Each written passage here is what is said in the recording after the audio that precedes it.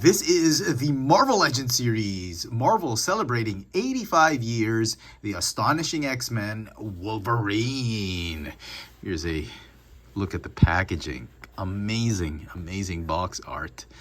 Astonishing box art. Look at that.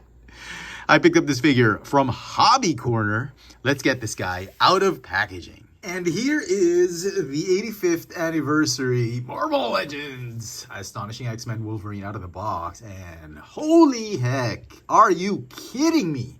This figure is absolutely gorgeous. I could not believe it. I thought it was just going to be one of the usual Wolverine figures we've been getting from Hasbro, but boy, the details. I mean, those claws.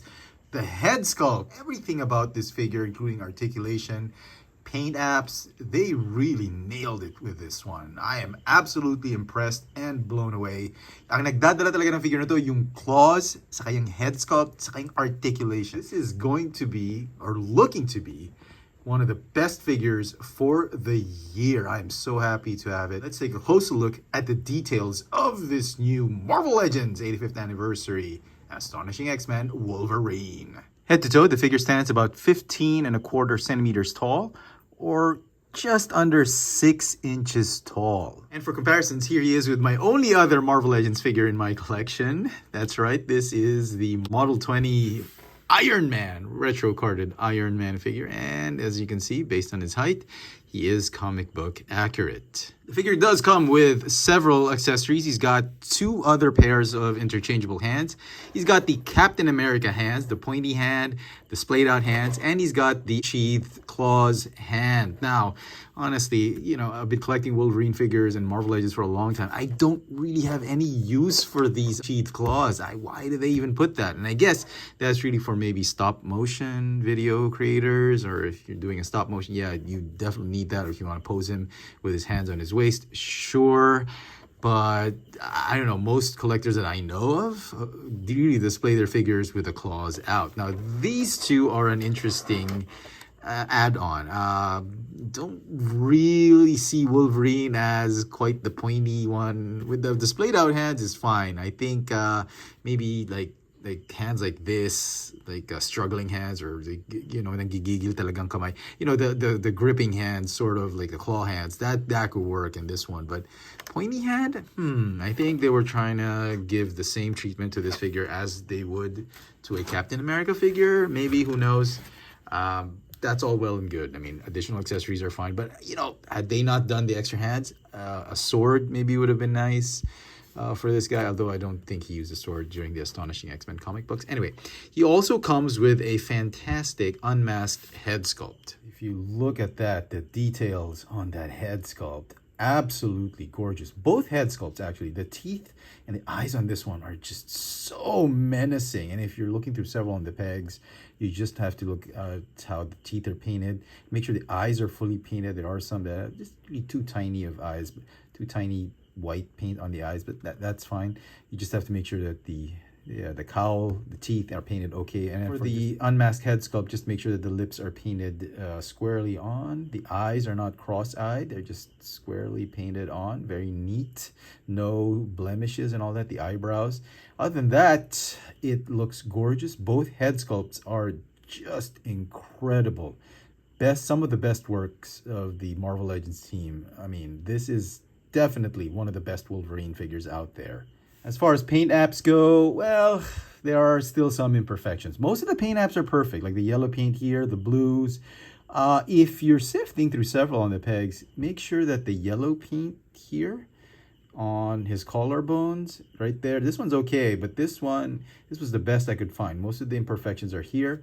Also, right here, where the blue meets the yellow, right there, and on his loins, on the sides, make sure that they're squarely painted on. These were the best I could find. There were some that had, like, not missing paint, but faded paint.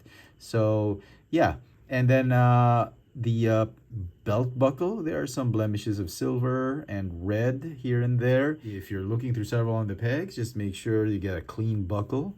It's hard to find a figure that has perfect head sculpt and perfect body, and you know, perfect paint apps here and perfect paint apps there, but you get to compromise. For me, the head sculpts were the non-negotiables. I had to get them as perfect as possible despite having imperfections with the body. Articulation for the figure. The feet are on hinges and have the rocker tilt. They don't have the ankle swivel or the boot cut. That is weird. Normally Wolverine figures would have that. He's got double hinged pinless knee joints. He's got a thigh swivel. He's got a ball jointed hip that allow him to do the splits. Can do kick forward, slightly backward, but not really. No waist swivel, but he does have the ab crunch and a ball jointed upper torso. The shoulders have butterfly joints. They have hinges go in and out, forward and backward 360. He's got a bicep swivel, pinless double hinged elbows. No forearm swivel, but he's got wrist articulation. They go in and out and do the swivel. Now I'm going to be talking about the neck joint last on purpose because that's really my biggest complaint about this figure. It uses the double ball joint, the barbell joint, and it doesn't have a cut at the back. So the figure effectively cannot look up except for what, 20 degrees, 25 degrees up, which is a shame because Wolverine is always in a lunging pose, and for them not to give sufficient neck tilt to this figure, that's really a bummer when it comes to posing this figure. That's my biggest gripe. I mean, I could forgive the lack of a boot cut, but not that. Also, I do wish they could have given him some drop-down ball joints, much like what they've been doing with the Spider-Man figures. That will allow for a better lunging pose. You can lift the thigh upwards at a higher angle, but they didn't do that. And like I said, those two missing joints, the drop-down and the boot cut, are forgivable had they given us a proper neck joint. This neck joint is just crap. It's basic articulation for Marvel Legends. Even when you have him, when you have the ab crunch tilted up like that, it does look awkward if he can't look up. So sorry to belabor the point, but that's just inexcusable. This is an 85th anniversary, and that will probably take away some points from my final rating on this figure. But nevertheless, he's got some truly amazing details. I mean, the sculpt on his costume, the belt, the shoulder pads, I mean, and these amazing claws. I don't know if they're removable. They probably are, but I'm not going to try it.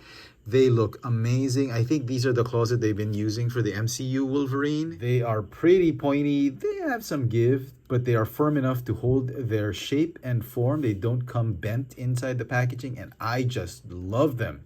And I think I like the details on this Wolverine figure more than the X-Men 97 Jim Lee Wolverine. Sure, he's not a Jim Lee Wolverine, but I'm going to put this one on my shelf over that Jim Lee figure because I think this is the better figure, despite lacking that head sculpt. I don't know, it could be a toss-up for a lot of us, and some people, it's still the X-Men 97 Wolverine, but for me, I think this is my Wolverine for now. And so some final thoughts on this 85th anniversary Wolverine. I mean, this figure is just absolutely amazing. There's a lot of things going for this figure, and I think this is one of the best Wolverine figures in the Marvel Legends line today. My biggest problem is really that neck joint. I wish they could have done so much more with that neck joint. They should have given it a Spider-Man neck joint, and maybe drop down ball joints and a boot cut. That would have made this figure an 11. But because of that awful neck joint, it pains me to say this, but I have to give this figure a 9 out of 10. That just sucks because everything about it, everything going for this figure is just absolutely amazing. I love the paint, the sculpt, the color, the claws. Oh my goodness, articulation, neck below is just stellar. But sorry, the neck joint really ruined this figure for me. And if I'm true to my rule of 100%, I should not keep this figure. Oh, it's a shame. But I think 9 out of 10 is fair. Let me know in the comments what you guys think of this Marvel Legends 85th anniversary Astonishing X-Men Wolverine. Is it something you think you can add to your collection? Do you think this one will replace the Jim Lee X-Men 97 Wolverine? Is this the best Wolverine we have so far, or is it the worst? Let me know in the comment section, and as always, hit that notification bell so you never miss out on any of my latest video reviews. And if it's your first time here, please subscribe. Thanks for watching.